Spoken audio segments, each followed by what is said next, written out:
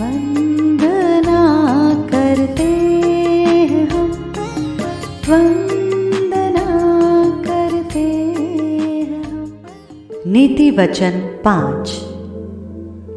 हे मेरे पुत्र, मेरी बुद्धि की बातों पर ध्यान दे, मेरी समझ की ओर कान लगा, जिससे तेरा विवेक सुरक्षित बना रहे और तू ज्ञान के वचनों को थामे रहे।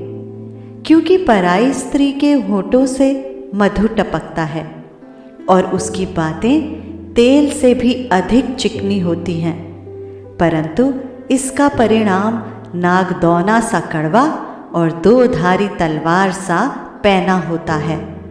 उसके पांव मृत्यु की ओर बढ़ते हैं और उसके पग अधोलोक तक पहुंचते हैं।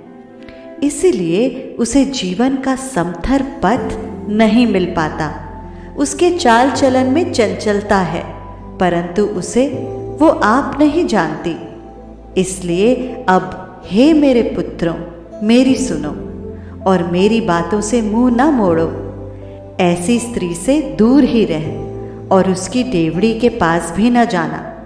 कहीं ऐसा न हो कि तू अपना यश औरों के हाथ और अपना जीवन क्रूर जन के वश में कर दे, या पराए तेरी कमाई से अपना पेट भरें और परदेशी मनुष्य तेरे परिश्रम का फल अपने घर में रखें और तू अपने अंतिम समय में, जबकि तेरा शरीर क्षीण हो जाए, तब ये कहकर हाय मारने लगे, मैंने शिक्षा से कैसा बैर किया और डांटने वाले का कैसा तिरस्कार किया।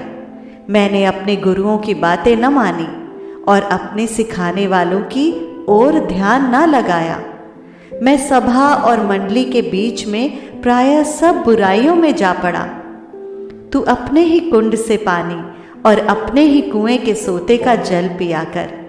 क्या तेरे सोतों का पानी सड़क में और तेरे जल की धारा चौकों में बह जाने पाए?